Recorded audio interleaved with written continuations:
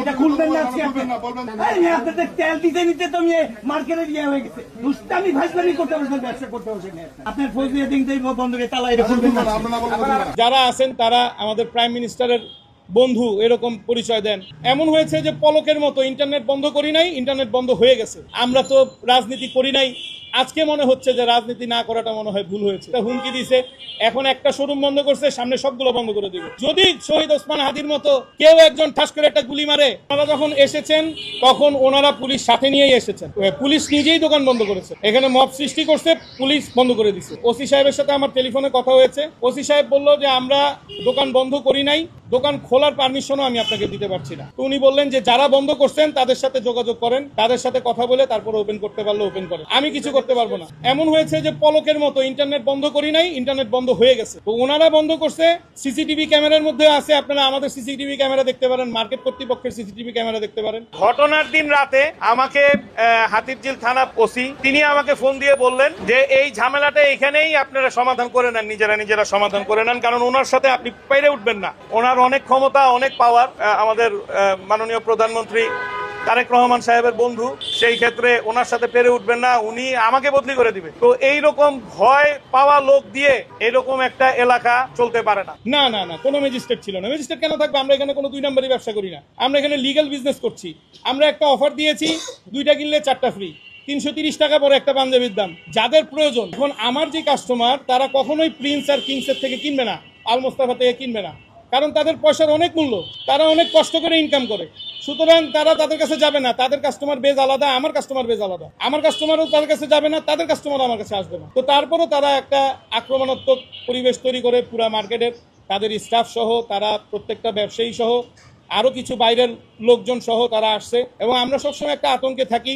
যারা আছেন তারা আমাদের প্রাইম মিনিস্টারের বন্ধু এরকম পরিচয় দেন। প্রাইম মিনিস্টার তাদের কাছ থেকে কেনাকাটা করে দামি দামি কাপড় চোপড় কেনে। আমরা এই পর্যন্ত প্রাইম মিনিস্টারকে এত দামি কাপড় পরতে দেখি নাই। আমরা প্রাইম মিনিস্টারকে দেখছি সাধারণ মানুষের মতো, সাদা একটা শার্ট, কালো একটা প্যান্ট পরে। আপনারা তো তাই দেখেছেন। যেই মানুষ একটা সাধারণ সার্জনকে ডাক দিয়ে ঈদের জন্য সে কোলাকুলি করতে পারে, সেই মানুষ এত ডন লেভেলের লোকজন তার বন্ধু থাকবে, আমি এটা বিশ্বাস করি না। সম্ভবত প্রাইম মিনিস্টার জনাব তারেক রহমান সাহেবের নাম ভাঙিয়ে তারা খাচ্ছে। আপনি দেখেন আমার মোবাইল ফোন আমি ফ্লাইট মোড দিয়ে রাখছি। কেন ফ্লাইট মোড দিয়ে রাখছি? কিছুক্ষণ আগ পর্যন্ত আমাকে বলতেছে যে এই সাংবাদিকরা তো কালকে থাকবে না, পরশুদিন তুমি কি করবা। বিভিন্ন সময় বিভিন্ন ব্যবসা বাণিজ্য করে আসছি, একের পর এক। ঢাকা ফোনের আমল থেকে ঢাকা ফোন বন্ধ করে দিয়েছেন, মির্জা আব্বাস সাহেবের ছিল দেখে। ঢাকা ফোন বন্ধ, ন্যাশনাল ফোন বন্ধ, র্যাঙ্কসেল বন্ধ, পিপলস সেল বন্ধ, সিটি সেল বন্ধ, এগুলা প্রতিনিয়ত আমরা করে আসছি। ব্যবসায়ীদের ব্যবসা করার মতন পরিবেশ এই দেশে এখনো তৈরি হয়নি। আইনি পদক্ষেপ গ্রহণ করব কিভাবে? যেখানে পুলিশ আমাকে বলতেছে ফোনে যে আপনার ব্যাপারে আধা ঘন্টা আমি যাচাই বাছাই করছি, আধা ঘন্টা আপনার ব্যাপারে সব ইনফরমেশন গ্যাদার করে আপনাকে আমি ফোন দিছি। তো একজন থানার ওসি যদি আমার মতো একজন সাধারণ ব্যবসায়ীকে ফোন দিতে গিয়ে আধা ঘন্টা তার সময় লাগে আমার ব্যাপারে ব্যাকগ্রাউন্ড চেক করতে, সেই লোকের কাছে আমি গিয়ে আইনি সহায়তা কি পাবো? সেই লোকের কাছে তো আমি সহায়তা পাবো না। আমার এক পরিচিত, সে আমাকে বলল যে যদি এই প্রিন্স আর কিংস এর মালিকের বিরুদ্ধে তুমি সাধারণ একটা জিডিও করতে পারো, আমি হাতে চুরি করবো। সে অনেক বড় নেতা, বিএনপির নেতা। তো এত কিছু শোনার পরে আমরা তো ভাই ব্যবসা বাণিজ্য করি, আমরা ডাল ভাত খায়া বাইচা থাকি, আমরা তো রাজনীতি করি নাই।